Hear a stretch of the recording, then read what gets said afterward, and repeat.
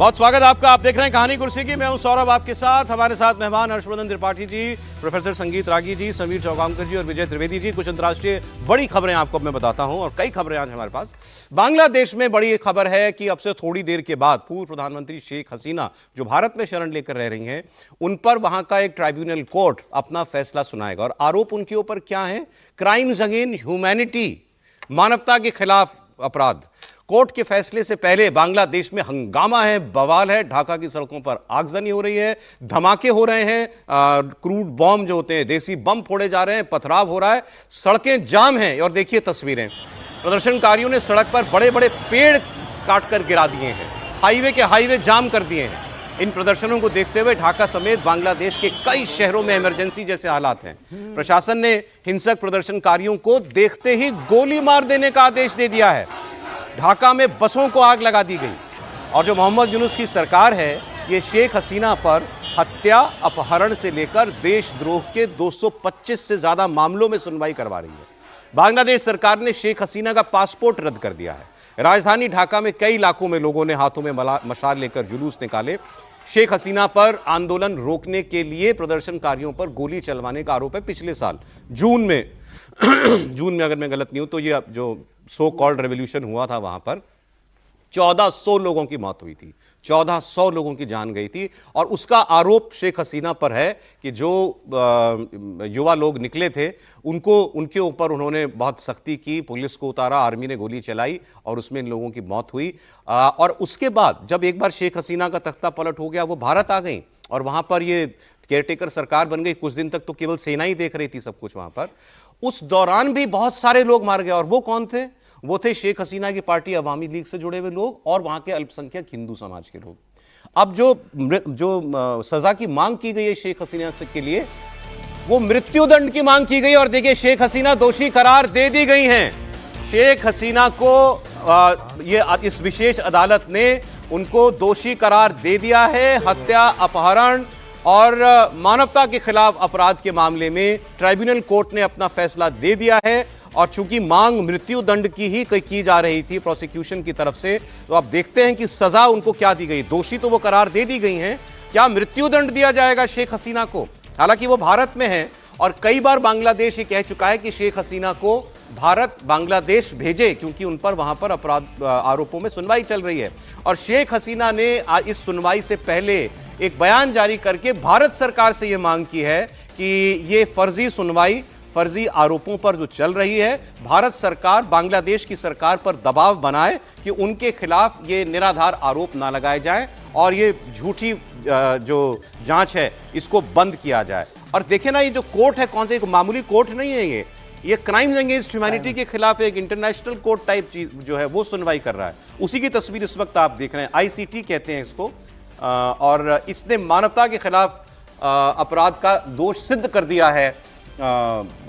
शेख हसीना पर निहत्थे लोगों की जान लेने का आरोप एक तरीके से उनके ऊपर है। तो मतलब ये शेख हसीना को ऐसे ट्रीट करें जैसे कोई डिक्टेटर थी, कोई फौजी डिक्टेटर जैसे करता है किसी देश के अंदर, और फिर उसको भागना पड़ता है।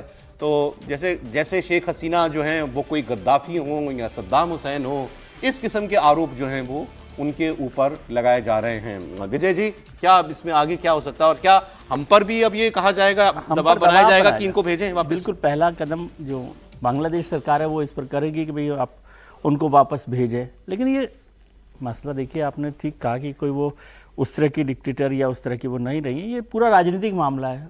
और जब वहाँ पर यूनुस सरकार आई तब से ये बात चल रही थी कि इस तरह का मामला होगा और उन पर इस तरह की गई है। भारत सरकार इसमें कितना भूमिका अदा कर सकती है ये तो नहीं है कि भारत सरकार यहाँ से उनको भेजने वाली है शेख हसीना को। शेख हसीना यहाँ पर तो शरण दी है भाई इनको। वही तो करो, तो इसलिए कोई ऐसी परेशानी वहाँ पर भारत में शेख हसीना को लेकर नहीं होने वाली है। लेकिन बांग्लादेश, हमारे संबंध खराब होंगे बांग्लादेश से। बांग्लादेश से तो संबंध अभी खराब चल ही रहे हैं हमारे बहुत सारे। और अभी तो संबंध शेख हसीना के साथ साथ जब आप जो हमारी पॉलिसी है माइग्रेशन की और घुसपैठियों की, जब उन्हें भेजेंगे तो फिर और संबंध खराब होने वाले। लेकिन ये मसला संबंध खराब होने का नहीं है। क्या भारत को शेख हसीना के साथ खड़ा होना चाहिए या नहीं होना चाहिए, ये मुद्दा है ना। और आप सोचिए, भारत, बांग्लादेश तो छोटा देश है, तिब्बत के मामले में जो हमारे दलाई लामा हैं, उनके मामले में भी चीन के सामने खड़ा रहा। 50 साल हो गए इस बात को।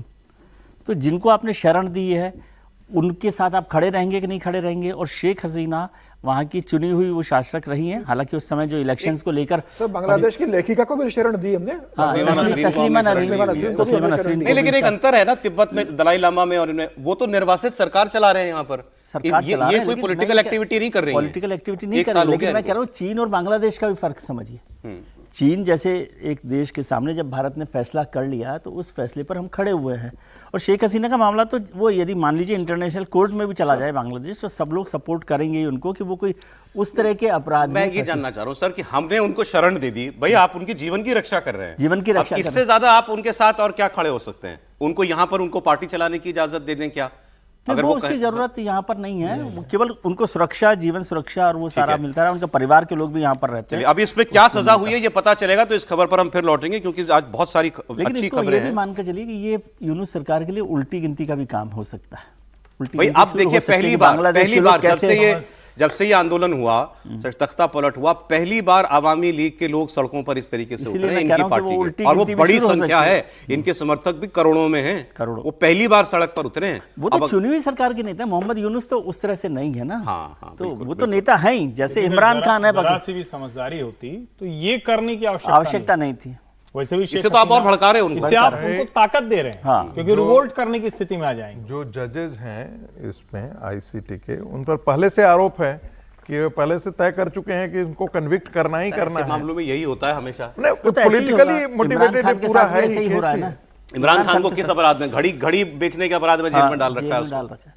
अच्छा, आगे की एक खबर आपको मैं बताता हूं, है हमसे काफी दूर की, लेकिन इसका ये जो जेनजी वाला कनेक्ट है ना, जो नेपाल से जेनजी आपने शुरू किया, हमारे यहाँ भी बहुत लोगों का शगल हो गया है जेनजी बोलना। मेक्सिको में, दक्षिण अमेरिका में, मेक्सिको में वहां पर जेनजी के नाम पर आंदोलन हो गया और गुस्सा भड़का जा रहा है। ये लोग जो हैं सड़कों पर उतर के, ये देखिए कैसे पुलिस के साथ इनकी सीधी भिड़ंत हो रही है इसमें। और इसमें खबर मैं आपको बताऊं, जितने लोग घायल हुए हैं 90% पुलिस वाले हैं। इतना गुस्सा है लोगों का वहां पर। और इनका आरोप क्या है? यह है राष्ट्रपति क्लाउडिया शिनबाम, उनके खिलाफ प्रदर्शन हो रहे हैं। पुलिस और प्रदर्शनकारियों के बीच हिंसक झड़पों की बहुत सारी तस्वीरें आ रही हैं और ये गदर जैसा है कुछ, और आपको नेपाल में जो हुआ उसकी याद दिलाता है। इस प्रदर्शन में हुडी वाले जो ना पहन करके जो अपना चेहरा छुपाते हैं, वो वाले युवा जो हैं भारी तादाद में दिख रहे हैं। और बहुत सारे शहरों में इस विद्रोह की आग फैल गई है। किस नाम पर? ये करप्शन है साहब। हमारे यहाँ पर क्राइम बहुत है, हत्याएं बहुत होती हैं। पहले एक ग्रुप जो है वो प्रदर्शन कर रहा था, अब बड़ी तेजी के साथ इसमें तमाम शहरों के लोग जो हैं वो जुड़ गए हैं। अच्छा, मेक्सिको जो है वो कोई बहुत आइडियल कंट्री नहीं है ना, वो ना लोकतंत्र के मामले में, ना कानून के मामले में, और ड्रग्स एक बहुत बड़ी बीमारी है। और वहाँ की जो सत्ताधारी लोग हैं, या मतलब जो पॉलिटिक्स है, वो पूरी पॉलिटिक्स भी ये ड्रग माफियाओं के चंगुल में, कार्टल नाम दिया आपने, बिल्कुल ठीक कहा। तो वो सब कुछ वहां हो रहा है। और ये देश की पहली महिला राष्ट्रपति हैं क्लाउडिया शिनबाम, इनसे ये नाराजगी है। हालांकि जो वहां पर पोल वगैरह होते हैं वो बताते हैं कि ये महिला बड़ी पॉपुलर है ये काम में, लेकिन अचानक से ये जो आग भड़की है ना ये विद्रोह की, इससे ये संदेह फिर होता है कि पीछे कोई और लोग खड़े हैं। अचानक से ऐसे कैसे? ड्रग कार्टेल इसके पीछे कोई भी मतलब ये कोई स्वयंभू तो आंदोलन नहीं लगते, इसे ये प्रायोजित लगते हैं निश्चित रूप से, जैसे नेपाल में लग रहा था। और मेक्सिको के बारे में तो कहा जा रहा है कि जिस तरीके से इस महिला ने वहाँ पे ड्रग्स कंट्रोल करने की कोशिश की है वहाँ पर अपने राज्य के अंदर, तो उसके खिलाफ ड्रग कार्टेल के बड़े जो वहाँ पे ग्रुप है, उन लोगों ने उसके खिलाफ जनता को भड़काने का काम किया। और बड़ा पैसा इसके अंदर पंप किया जा रहा है मेक्सिको के अंदर। जो विरोध कर रहे हैं उनको बहुत पैसा, सुविधाएं, संसाधन उपलब्ध कराए जा रहे हैं। क्या विरोध करो और तख्ता पलट मेक्सिको के अंदर होना चाहिए, क्योंकि वहां के जो बड़े प्रभावशाली लोग हैं, जो ड्रग्स के माध्यम से, अपराध के माध्यम से और जो हथियारों के तस्करी के माध्यम से पैसा बनाते हैं, उसके खिलाफ इस राष्ट्रपति ने बहुत कड़क। मगर कौन है ये जेनजी को कौन बार बार भड़का रहा है दुनिया भर में? कभी किसी देश में, कभी किसी देश में। वही जिसकी हम लोग आगे बात करने वाले हैं सर, वही है ना। तो बता देता हूँ आपको, सबका मालिक एक है ना। इस पर बात हुई थी, वही इसके पीछे है। सबका मालिक देखिए अमेरिका क्या कर रहा है। बड़ी चर्चा हुई साहब, रूस ने जो है परमाणु ऊर्जा से चलने वाली मिसाइल, परमाणु ऊर्जा से चलने वाला टॉर्पीडो, उसका परीक्षण किया। अमेरिका में ट्रंप ने कहा कि हम भी परीक्षण करेंगे, न्यूक्लियर परीक्षण 33 बरस के बाद। लेकिन रूस ने कहा हमने कोई परमाणु बम तो नहीं विस्फोट करके उसका परीक्षण किया, हमने तो मिसाइल चला के देखी है जो परमाणु बम ले जा सकती है। तो ट्रंप के लोगों ने भी कहा कि ठीक है फिर हम भी ऐसा ही परीक्षण करेंगे, और वो परीक्षण अब ये पता लग रहा है कि ये पहले कर चुके थे। ये काम अमेरिका अगस्त में कर चुका था। अमेरिका ने जो उसका सबसे उन्नत तकनीक का जो विमान है फाइटर जेट F-35A, इस लड़ाकू विमान से एक B-61-12 इस नाम का एक परमाणु ग्रेविटी बम, अब इस नाम से कोई बम होता है, ग्रेविटी बम, उसका सफलतापूर्वक उड़ान से परीक्षण किया, टेस्ट किया। यह परीक्षण हुआ उनके नेवादा में। वो न्यूक्लियर से जुड़ा जो भी काम करना होता है वो नेवादा स्टेट में ही करते हैं। तो वहां पर एक टोनोपा परीक्षण रेंज है, वहां पर 19 से 21 अगस्त तक यूटा के हिल एयरफोर्स बेस के सहयोग से इसको किया गया। अब ये जो B-61-12 परमाणु ग्रेविटी बॉम्ब है, इसको F-35 विमान से लॉन्च करके, मतलब गिरा करके देखा गया। क्योंकि बॉम्ब गिराना ऐसे नहीं होता कि आपने बस छोड़ दिया, वो बॉम्ब गिरता है तो फिर वो टारगेटेडली कहीं जाता है। तो अमेरिका ने इस न्यूक्लियर बम की सफल टेस्टिंग के बारे में दुनिया को बताया 14 नवंबर को, और ये कदम विश्व भर में परमाणु हथियारों की होड़ को एक बार फिर से शुरू कर सकता है। और ये और बता दूं आपको, ये जो बम इन्होंने टेस्ट किया, ये हिरोशिमा नागासाकी पर जो बम गिरा, हिरोशिमा का जो बम था, उससे 24 गुना ज्यादा शक्तिशाली जो है वो बताया जा रहा है। तो ये परमाणु वाली जो होड़ है, पता नहीं क्यों ये और ये किसको दिखा करके क्या साबित करना चाहते हैं। ये टेस्ट उन्होंने इस नाम पे किया कि ये बम तो हमने बहुत पहले बना रखा था, लेकिन हमको ये देखना था कि ये कितना वर्केबल है और इसका लाइफ स्पैन बढ़ाना था। तो अब ये 20 साल तक के लिए कहा जा रहा है इसकी लाइफ बढ़ गई है इस टेक्नोलॉजी से बने बम की। मतलब अगले 20 सालों तक इसमें कोई छेड़छाड़ टेक्निकल करने की जरूरत अमेरिका को जो है वो नहीं पड़ेगी। सर, रूस के बाद अमेरिका। देखिए, रूस के बाद अमेरिका ने किया, अब इसके बाद आप चाइना का इंतजार कीजिए। चाइना हो जाएगा तो आप फिर उत्तर कोरिया का इंतजार कीजिए। अब अमेरिका क्या कह करके दूसरे देशों पर प्रतिबंध लगाएगा कि परमाणु अप्रसार संधि पर हस्ताक्षर किया गया है, उन देशों पर भी क्या ऐसा सवाल नहीं उठेंगे कि वो कल जाकर के परमाणु अप्रसार संधि से वो बाहर निकल के आए? कल ये दबाव उन पर नहीं पड़ेगा क्या कि जो CTBT साइन किया गया था उससे वो बाहर निकल करके आए? ये भारत का मामला नहीं है, पूरी दुनिया के लिए है। जब CTBT साइन हुआ था, जब परमाणु अप्रसार संधि साइन किया गया था, तब भी ये था कि परमाणु युद्ध से किसी का भला नहीं होने वाला है, इसलिए इसका प्रयोग तो किया ही नहीं जाना चाहिए। अब ऐसी स्थिति में यदि अमेरिका ने टेस्ट किया है तो इसका क्या कारण हो सकता है? सिर्फ यही बताने के लिए ना कि हम शक्तिशाली देश हैं, अब पुतिन के सामने रखने के लिए कि हम चाहें तो हम ये कर सकते हैं। सर, ये तो दोहरापन, उन्होंने एक तो दोहरापन बताया किया ना। आप पुतिन को दोष दे रहे थे कि उसने मिसाइल टेस्ट किया। अरे तुम तो ये तो पहले कर चुके थे, बताया नहीं था। पुतिन ने मिसाइल टेस्ट नहीं किया था, न्यूक्लियर सबमरीन को सिर्फ काला सागर में उतारा था। उन्होंने ये नहीं किया था कि उसको मिसाइल टेस्ट किया था। और न्यूक्लियर सबमरीन तो उतरते रहता है, ऐसा कोई तो है नहीं। उसका प्रयोग उन्होंने नहीं किया था, लॉन्च नहीं किया था, उसकी टेस्टिंग नहीं की थी। तो ये अमेरिका कहीं ना कहीं ये पहले से करना चाहता था, इस टेक्नोलॉजी का इस्तेमाल करना चाहता था, एक बहाना उसने ढूंढा। इस सब के पीछे है क्या? रूस और यूक्रेन की जंग, और वो जंग कम होने की बजाय और भीषण होती जा रही है। अब पुतिन की सेना ने एक बार फिर यूक्रेन के ऊपर बहुत करारा हमला किया है। 3 मिसाइल्स और 135 ड्रोन्स, इनसे बमों की बरसात कर दी है। इनके पास किंजल बैलिस्टिक मिसाइल्स हैं, बड़ी घातक, रूस के पास। उससे इन्होंने यूक्रेन के कई शहरों पर बिल्कुल कयामत ला दी, और टारगेटेडली अब ये शहरों पर, रिहायशी इलाकों पर, वहां के ऊर्जा संयंत्रों पर हमला कर रहे हैं, क्योंकि सर्दियां चल रही हैं। इस ताज़ा हमले में 9 लोगों की मौत हुई है, 53 लोग घायल हैं, कई इमारतें पूरी तरीके से बर्बाद हो गई हैं। रूस की सेना यूक्रेन के साउथ ईस्ट ज़ैपोरिज्जिया में बहुत तेजी के साथ आगे बढ़ रही, क्योंकि मकसद तो जमीन कैप्चर करना है ना ज़्यादा से ज़्यादा। इस दौरान रूसी आर्मी ने 2 बस्तियों पर कब्जा कर भी लिया है। 9 नवंबर से अब तक रूस ने यूक्रेन के अलग अलग शहरों में 1000 से ज्यादा मिसाइलें जो हैं वो लॉन्च की हैं। उधर यूक्रेन भी पलटवार कर रहा है। जवाबी हमले के बाद रूस की एक तेल रिफाइनरी को बंद करना पड़ा है, और यूक्रेन ये दावा कर रहा है कि उसने रूस के 4 S-400 डिफेंस सिस्टम को भी तबाह कर दिया है। 2 रडार सिस्टम उसने रूस की तबाह किए हैं। ये सब दावे होते हैं, पता नहीं इसमें कितनी सच्चाई होती है।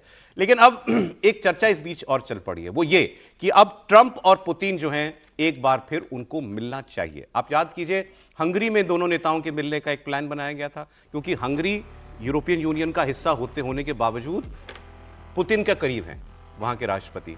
तो वो एक लोकेशन डिसाइड की गई थी, यहां पर मिलेंगे। पहले अलास्का में मिले थे हंगरी, पहले सोवियत यूनियन जी, लेकिन फिर ट्रंप ने मना कर दिया कि पुतिन जब कोई बात सुनने के लिए तैयार नहीं है तो हम मिलकर क्या करेंगे, तो अब मैं अपना टाइम बर्बाद नहीं करना चाहता। लेकिन अब फिर से यह बात उठने लगी है कि इस विवाद को सुलझाने के लिए ट्रंप और पुतिन को साथ बैठना ही पड़ेगा और कोई रास्ता इसका फिलहाल नहीं है। हर्षवर्धन जी। नहीं, मुझे लगता है कि ये सबसे स्वाभाविक और सबसे बेहतर तरीका होगा। इसमें पुतिन का मैं कम देखता हूं दोष, इसमें दोष बड़ा डोनाल्ड ट्रंप का है। डोनाल्ड ट्रंप को यह समझना चाहिए कि पुतिन ने तो युद्ध छेड़ा है, आपको युद्ध रुकवाना है। आप मीडिएटर की भूमिका में हैं, आप मध्यस्थ की भूमिका में हैं। यूक्रेन के साथ जितनी तरह की चीजें हैं, हथियार देने से लेकर वो सब आपके ऊपर आ रहा है, फंडिंग से लेकर हथियार देना, मिसाइल देना, वो सब आपके ऊपर है। आपको यह भरोसा कायम करना है कि पुतिन को लगे कि हां ये हमारे भी पक्ष में कुछ बातें बोलेंगे।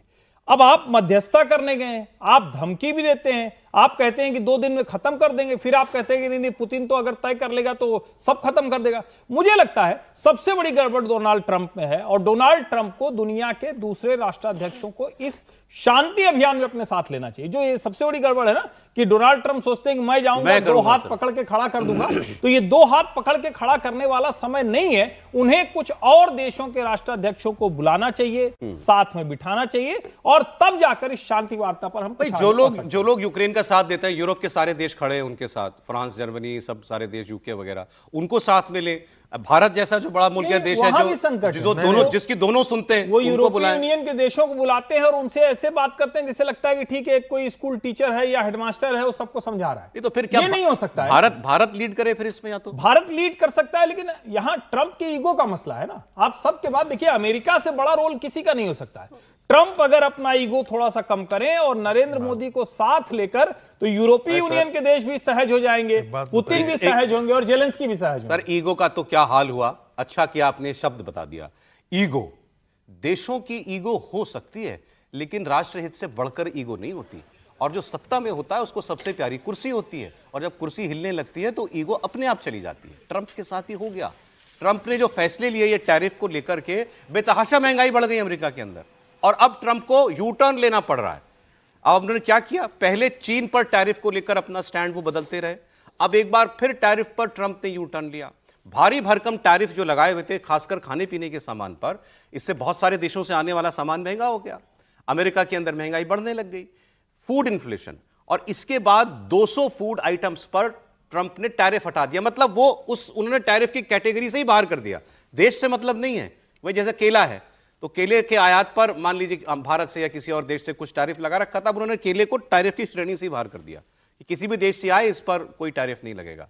ये सिर्फ इसीलिए क्योंकि जो बात कई अर्थशास्त्री उनको बार बार समझा रहे थे कि जो तुम टैरिफ लगा रहे हो दूसरे देश तो और मार्केट ढूंढ लेंगे। भारत ने ढूंढ ही ली ना। अभी डेटा आया था, हमारा टोटल निर्यात जो है वो इनके टैरिफ लगने के बाद बढ़ गया है।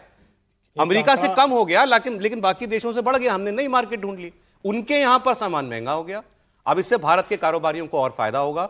चाय, मसाले, फल, सूखे मेवे, इन सब को ट्रंप ने टैरिफ से बाहर कर दिया है, और टैरिफ घटाने का फैसला भारत के $1 बिलियन से ज्यादा के कारोबार पर अब फायदा पहुंचाएगा। कुछ बोल रहे थे? एक आंकड़ा मैं बता दूं, जो आप कह रहे हैं वो बिल्कुल दुरुस्त बात है। गोल्डमैन सैक्स की रिपोर्ट है, अप्रैल 2025 में जो भी खर्च पड़ता था किसी प्रोडक्ट का, तो उसका हिस्सा कौन कितना किसके ऊपर जाता था।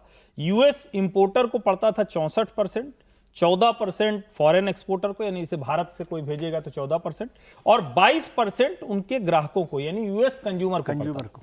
अक्टूबर 25 में क्या हो गया, 27% रह गया यूएस इंपोर्टर को। यानी दरअसल ट्रंप के इस निर्णय से वहां के इंपोर्टर्स को लाभ हुआ। एक्सपोर्टर को 4% बढ़ गया, यानी 18% हो गया, लेकिन जो यूएस कंज्यूमर है 55% बर्डन उसके ऊपर आ गया, जो 22% था। और अगर ट्रंप ने संभाला नहीं तो ये 8%, 25% और यूएस कंज्यूमर पर चला जाएगा 67%, यानी 22% से 67% कहां टिकेगा। गुरुजी की आधी अकल तो ठिकाने आ ही गई है, आगे भी देखिए। लेकिन ये जो अब अगला ये जो नोबल मांग रहे हैं, साथ साथ युद्ध की धमकी देते हैं। अभी इन्होंने अपने डिपार्टमेंट ऑफ डिफेंस को डिपार्टमेंट ऑफ वॉर किया, और वॉर की पूरी तैयारी भी कर रहा है। अमेरिका खुद, इनका अगला निशाना है वेनेजुएला। ये भी दक्षिण अमेरिकी देश है, और कई दिनों से आप इसको खबरों में देख रहे होंगे कि ट्रंप ने यहां पर अपनी सेना उतार दी है। घुसपैठ, इनका एक्सक्यूज क्या है कि यहां से ड्रग्स आती हैं अमेरिका के अंदर, और ड्रग तस्करी को लेकर ट्रंप ने वेनेजुएला और पूरे उस समुद्री क्षेत्र के अंदर 40 से ज्यादा नावों पर, बड़ी बड़ी बोट्स पर हमला किया, उसमें 80 लोग मारे गए, ये कहकर के कि ये ड्रग तस्कर थे। अब ये क्या कर रहे हैं, इन्होंने वहां आसपास जो अमेरिका के मित्र देश हैं जैसे कैरिबियन आइलैंड्स वगैरह हैं, वहां अपनी आर्मी भेज दी है। वहां इन्होंने अपना सबसे बड़ा युद्धपोत, विश्व का सबसे बड़ा युद्धपोत है वो, जेराल्ड नाम का सर है ना कुछ, वो सबसे बड़ा युद्धपोत भेज दिया। उसमें फाइटर जेट्स हैं, उसमें उनके सैनिक हैं। और अब इन्होंने एक स्टेटमेंट ये दिया है कि मुझे वेनेजुएला के साथ क्या करना है ये मैंने तय कर लिया है, लेकिन मैं आपको बताऊंगा नहीं। और वेनेजुएला के जो मदुरो जो राष्ट्रपति हैं वो ये कह रहे हैं कि ये सिर्फ बहाना है। ये ट्रंप कहते हैं कि ये ड्रग कार्टेल का हेड है, निकोलस मादुरो जो अमेरिका का वेनेजुएला का राष्ट्रपति है। लेकिन मजेदार बात क्या है, और ट्रंप को इससे कोई फर्क भी नहीं पड़ता कि दुनिया उनके झूठ को जानती है, वो जिस ड्रग का नाम ले रहे हैं ना कोकेन बनाने के लिए और एक फेंटेनाइल ड्रग, ये दोनों ही वेनेजुएला में होती ही नहीं। कोकेन का तो पत्ता ही नहीं होता बनाने वाला वहां पर। वो मदुरो यही कह रहे हैं कि ये तो मेरे यहां पर पत्ता भी नहीं उगता जो तुम कह रहे हो मैं ड्रग बना रहा हूं। और ये फेंटेनाइल जहां तक बात है, ये आता है चाइना से। और ये जो अभी शी जिनपिंग से मिले थे, वो फेंटेनाइल को लेकर उन्होंने बड़ी लंबी चौड़ी उनसे बात की है। तो झूठा आरोप कह रही है दुनिया आप वेनेजुएला पर लगाकर, उस पर वहां केवल सत्ता परिवर्तन करना चाहते हैं। सुनिए जरा ट्रंप को। I sort of have made up my mind. But I can't tell you what it would be, but I sort of made up. और बड़ी खबर आई इसलिए मैंने इसको बयान को बीच में रोका। शेख हसीना को फांसी की सजा दे दी गई है बांग्लादेश में। इंटरनेशनल क्राइम ट्राइब्यूनल ने शेख हसीना को फांसी की सजा दी। यही बात हम लोग कर रहे थे, मृत्यु दंड की ही मांग इनके लिए की जा रही थी।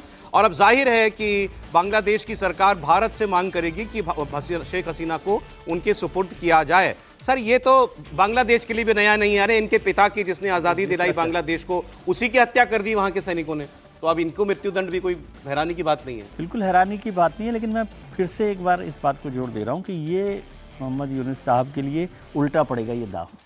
क्यों? क्योंकि वहाँ पर शेख हसीना के जो समर्थक हैं, कार्यकर्ता है, वोटर है, वो बहुत बड़ी तादाद में है। और यूनुस साहब बांग्लादेश के, क्या कहना चाहिए, ऑर्गेनिक लीडर नहीं है। वो तो बिल्कुल भी नहीं, वो बिल्कुल तो भी लीडर पैराशूट नहीं से आए हुए है। हैं। तो शेख हसीना के लिए, और भारत शेख हसीना के साथ खड़ा होगा, मजबूती के साथ खड़ा होगा। आगे क्या होगा मुझे नहीं पता, लेकिन इससे एक तो ये है कि कोई उनको फांसी की सजा मिल नहीं रही, हम जैसे कह रहे हैं, तो वो उनको भेज रहे हैं, भारत को भेज देगा। आज 3 लोगों को मुख्य अभियुक्त बनाया गया है, वो 3 के तीनों बाहर है। तो ये चलता रहता है कि ठीक है, उससे अपना एक फैसला करके उसको काम ले रहे हैं, और इससे बांग्लादेश में शांति हो जाएगी ऐसा तो नहीं लग रहा, बल्कि अशांति वहां पर ज्यादा होने वाली है। सरकार के खिलाफ और जो लोग हैं उनके खिलाफ होगा, और शेख हसीना की राजनीतिक ताकत बढ़ेगी। नहीं, लेकिन इसमें इससे अब एक मुश्किल शेख हसीना के सामने ये है कि इस फैसले के बाद अब वो जा तो पहले भी नहीं सकती थी, अब तो उनका बांग्लादेश लौटने का सवाल ही खत्म हो गया। देखिए, बांग्लादेश लौटने का रास्ता मुझे नहीं लगता है कि खत्म हो गया है। ये निर्भर करता है कि यदि काउंटर रेवोल्यूशन यदि बांग्लादेश में होता है सरकार के खिलाफ, और काउंटर रेवोल्यूशन यदि सक्सेसफुल हो जाता है, तब ये संभव है। लेकिन काउंटर रेवोल्यूशन होगा कैसे? यदि लोग अभी जो सड़कों पर आकर के और सस्टेन करते हैं ये आंदोलन 5 दिन, 7 दिन, 10 दिन, 15 दिन यदि चलता है और चढ़ता है। देखिए, ऐसा तो है नहीं कि पाकिस्तान के अंदर इमरान खान के लोग नहीं थे, वो भी बहुत पॉपुलर लीडर थे। वहाँ की आर्मी भी कंट्रोल करना चाहती थी, या वहाँ के आर्मी ने कंट्रोल किया, सत्ता तंत्र को अपने हाथ में लिया, जन आंदोलन को वहाँ पर कुचला। वैसे ही आज के दिन में जो जमाते इस्लाम वहाँ है और वहाँ के जो आतंकवादी समूह हैं, करीब करीब उसी तरीके से पेनिट्रेट कर गए हैं। कहाँ तो मिलिट्री एस्टेब्लिशमेंट के अंदर पेनिट्रेट कर गए हैं। अब इस बात पर निर्भर करता है कि जो मिलिट्री एस्टेब्लिशमेंट है वहाँ का, उसको क्या अमेरिका कितना समर्थन दे रही है, भारत का वहां पर कितना पेनिट्रेशन है, भारत किस हद तक रिस्क ले सकता है। हम तो इनको वापस तो नहीं भेजेंगे। नहीं, बिल्कुल, ये तो कोई सवाल ही पैदा नहीं होता है, ये तो कोई मतलब ही नहीं पैदा होता है। ये क्या भारत के अंदर एक जो बात चल रही थी कि भाई जो हमारा ये नॉर्थ ईस्ट का जो कॉरिडोर है उसको थोड़ा एक्सपेंड किया जाए, क्या उस प्रकार का जो जिसे हम कहते हैं कि कॉस्ट जो है वो बांग्लादेश पर थोपने के बाद यदि वहां पर काउंटर रेवोल्यूशन, देखिए शेख हसीना ने अभी जो स्टेटमेंट दिया कि भारत सबसे बड़ा मित्र है बांग्लादेश का और वो बांग्लादेश सरकार पर दबाव, उनकी उम्मीद ये होगी भारत से कि हम इसके खिलाफ आवाज उठाएं ये जो फैसला दिया गया, उनको जो सजा दी गई है, इस पर हम बांग्लादेश से सवाल पूछें और कहें कि भैया आप गलत कर रहे हैं, लेकिन भारत सरकार ने अभी तक तो वहां हो रही किसी गतिविधि पर कोई कमेंट किया नहीं। उनके इंटरनल मैटर्स में हमने कोई दखल नहीं दिया। मुझे नहीं लगता कि भारत सरकार या विदेश मंत्रालय इस मामले में दखल देगा। ये उनका आंतरिक मामला है। वो जिस तरीके से देख रहे हैं, भारत के हाथ में जो था कि भाई शेख हसीना को भारत ने अपने शरणार्थी के रूप में जगह दी और देश में उन्हें सम्मान रखा हुआ है। अब इस फैसले के बाद भी भारत सरकार उन्हें भेजेगी नहीं। लेकिन अब शेख हसीना के पास समय कितना बचा है सर? 78 ईयर्स की हो चुकी है, 78 साल उनकी उम्र है। अब क्या शेख हसीना के पास बहुत लंबा समय बांग्लादेश के अंदर राजनीति करने का है? मुझे नहीं लगता कि वो बांग्लादेश जाने में अब इंटरेस्टेड होगी। उनकी पार्टी की मान्यता भी रद्द होगी। फरवरी में चुनाव घोषित कर दी गई कि फरवरी में 2026 में बांग्लादेश में चुनाव होंगे और यूनुस सरकार ने कहा है। तो क्या बांग्लादेश में शेख हसीना की सरकार को अनुमति मिलेगी चुनाव लड़ने की? मुझे लगता है कि उनकी सरकार को भी अनुमति चुनाव मिलने पार्टी को नहीं सी बात यह है, जैसा आपने कहा, शेख हसीना की राजनीति अब लगभग खत्म है। अब जो भी वहां पर इलेक्शन होगा उसमें कौन जीतेगा, देखिए इनकी पार्टी तो इलेक्शन से बैन कर दी गई है और इन्होंने कहा है मेरे समर्थक वोट भी नहीं करेंगे। तो आप तो राजनीति से बाहर हो गए ना। भारत क्या एक ऐसे नेता के लिए जो ठीक है अब जब तक सत्ता में था हमारे लिए अच्छा था, उसके लिए बांग्लादेश की आने वाली सरकार के साथ दुश्मनी क्यों बोलोगे, संबंध क्यों खराब करेगी? नहीं, इसको संबंध खराब करने जैसा नहीं है। ये अपने सिद्धांतों पर टिके रहना है, नंबर एक। नंबर दो, ये जब हम कह रहे हैं कि शेख हसीना की राजनीति खत्म हो गई, चाहे उसको आप जो भी कहिए, लेकिन बांग्लादेश में भी जो शेख मुजीबुर रहमान वाली विरासत है वो पॉलिटिक्स नहीं खत्म हो रही, इसको समझिए। वरना तो सर तोड़ दिया था, हाथ तोड़ दिया था, आग लगा दिया, म्यूजियम खत्म कर दिया। शेख हसीना की राजनीति कैसे बढ़ेगी इस पर चर्चा हो सकती है। और भारत सरकार वो हमेशा शेख हसीना की विरासत यानी मुजीबुर रहमान की विरासत के साथ रहेगी। ये सारा मामला इसलिए है, ये जल्दबाजी में इसलिए निर्णय सुनाया गया कि एक तो उन पे प्रतिबंध लगाए रखना है, तो उसका हम बड़ा आधार चाहिए बताने के लिए। सही वो कहेंगे कि देखिए ये कन्विक्टेड है, इनके ऊपर मृत्युदंड है और ये आ नहीं रही, इसलिए इनकी पार्टी को आउट करो। अभी भी जो वहां जो लोग पॉलिटिकल एक्सपर्ट वहां के हैं बांग्लादेश के, वो जो लिख रहे हैं कि अभी भी अगर चुनाव हो जाए और शेख हसीना की पार्टी चुनाव में आ गई तो अभी फिर से वो सत्ता में आ जाएगी। बिल्कुल ठीक है वो बात तो, लेकिन वो है प्रोफेसर साहब ने नहीं भी रहे। प्रोफेसर साहब ने बिल्कुल सटीक तुलना की। ये पाकिस्तान में जो हुआ एग्जैक्टली वही है। सेना ने वहां इमरान खान सबसे पॉपुलर लीडर है, पहले आपने उसको, इनको तो भगा दिया गया, उन्होंने उसको जेल में डाल दिया। पहले अपदस्थ किया बहाने से, फिर उसको जेल में डाल दिया, फिर उसके लोग जब बाहर आए सड़कों पर तो उनको ऊपर मिलिट्री कोर्ट में आपने चार्जेस लगाए, सजाएं दी, पार्टी खत्म कर दी, पूरी कुचल दी गई पार्टी उनकी पूरी। ऐसे यहाँ ये गलती करेगी कि इस पार्टी को, शेख हसीना की पार्टी को अभी तो रद्द कर रखी है, इलेक्शन में पार्टिसिपेशन नहीं करेगी तो वो कोई रास्ता नहीं निकलेगा। और अंतर्राष्ट्रीय स्तर पर भी सीरियस नोट पे मैं बात बता रहा हूँ आपको कि इस तरह से नहीं होगा। ये गलती तो शेख हसीना ने की थी, उन्होंने भी, इसको भी समझिए आप बात, भले ही वो हमारे यहाँ पर है, तो वहां पर भी उन्होंने उनके विरोधियों को उस तरह से रोक दिया था चुनाव से, उन्होंने बायकॉट किया था। ये सब है। यदि शेख हसीना की पार्टी को पार्टिसिपेट करने का मौका नहीं मिला तो उसका एक तो अंतर्राष्ट्रीय स्तर पर मान्यता की मुश्किल होगी, दूसरी बांग्लादेश में शांति कायम नहीं हो पाएगी, उस चुनाव का कोई मायने नहीं होगा। अभी 3 महीने बहुत सारे डेवलपमेंट होते हैं। देखना होगा सर, ये अपने लोगों को क्या बाहर निकालने का आह्वान करती हैं, क्या कहती हैं सड़कों पे उतरो? टाइम सड़क पर उतरने के लिए कहीं 1 साल से कुछ बोल नहीं रही है, वो 1.5 साल से इंडिया के अंदर रह रही है। अभी पिछले 1 महीने में एक्टिव हो गई हैं, 1 महीने से लगातार इंटरव्यू वगैरह सब। मुझे नहीं लगता कि शेख हसीना बहुत ज्यादा बांग्लादेश के रिलेवेंट रहने वाली है। उनका राजनीतिक करियर खत्म है, अब वो अपना बची हुई जिंदगी आराम से गुजारेगी। वो जानते हैं कि बांग्लादेश में जाएगी तो उनको क्या समस्या का सामना करना है।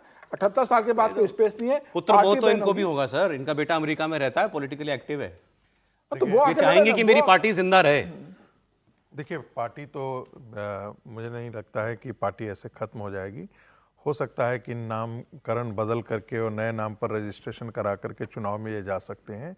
दूसरी बात है, ये इस विदेश मंत्रालय बेशक इस पर कोई त्वरित टिप्पणी न करे, लेकिन वो कंडेम करेंगे, विदेश मंत्रालय रिएक्शन देगा इस पर। लेकिन मैं एक चीज मैं बताता हूं, भारत बांग्लादेश में कुछ करेगा नहीं, ऐसा नहीं है। क्या करेंगे? मैं देखिए बहुत सारी चीजें हैं करने के लिए, वो होता है आप वहाँ के कई ऐसे ग्रुप्स हैं जिनको आप सपोर्ट कर सकते हैं, फाइनेंस कर सकते हैं, सड़कों पर उतार सकते हैं।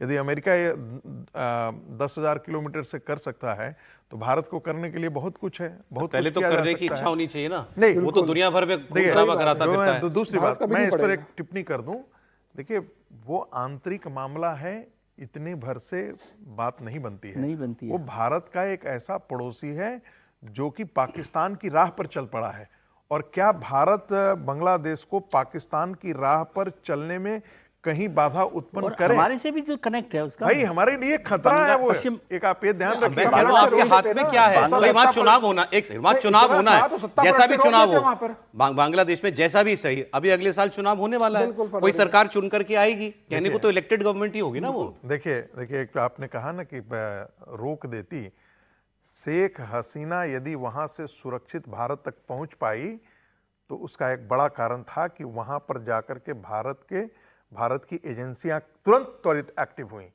नहीं यदि एक्टिव होती शेख और हसीना के बांग्लादेश आने पर, से एक दिन पहले विदेश मंत्रालय की मुलाकात और वहां पर हुई नहीं, है। भारत ने और उस उनके समय स- अपने Actually भारत उनका ने उस pick समय थी। अपने ये ताकत का भागकर प्रयोग नहीं किया। आई है। भारत सरकार ने उनको एक तरह से निकाला, इवैक्यूएट किया बिल्कुल। है। इसको यूं समझिए, नहीं वो तो वहां दिखा- पर, नहीं तो जेल में होती है। जो होती ही नहीं होती, लेकिन भारत सरकार तुरंत उसमें एक्शन में आई और ये इवैक्यूएशन है। हम उसको उस तरह से कह रहे हैं कि वो भाग कर आ गई है, बचाए गए, इवैक्यूएशन इनको लाया गया है। लाया गया। भाई आप लाया गया, आप ये क्यों नहीं देख रहे हैं कि जहां पर उतरे वहां पर अजीत डोभाल की उनको तैयारी रिसीव थी। करने के लिए हाँ, गए। भारतीय इंटेलिजेंस एजेंसियों ने, सरकार ने उस वक्त के सेनाध्यक्ष को साफ कहा कि अगर इनको एस्केप रूट नहीं मिलेगा तो ये बांग्लादेश के लिए बड़ी मुसीबत होगी। बाकायदा एस्केप रूट दिया गया, उनके हाई हेलीकॉप्टर को कमीशन ने निकलने का मुलाकात किया की है उससे और पहले। बाकायदा ये मतलब ये ऐसा नहीं है जिसको ये हम- भारत के दबाव में हुआ। भारत ने बिल्कुल। किया, दबाव भारत नहीं, ने भारत ने किया। पूरा किया, ये प्लान पूरा करके इसको इवैक्यूएशन कराया। प्लान किया ना। आप सोचो हाई कमीशन, आपको अच्छा। याद नहीं आ रहा होगा कि इवैक्यूएशन प्लान से पहले, ये शेख हसीना के आने से पहले जिस तरह से विदेश मंत्रालय एक्टिव हुआ, जहां हाई कमीशन जो श्रीलंका में था भारत का,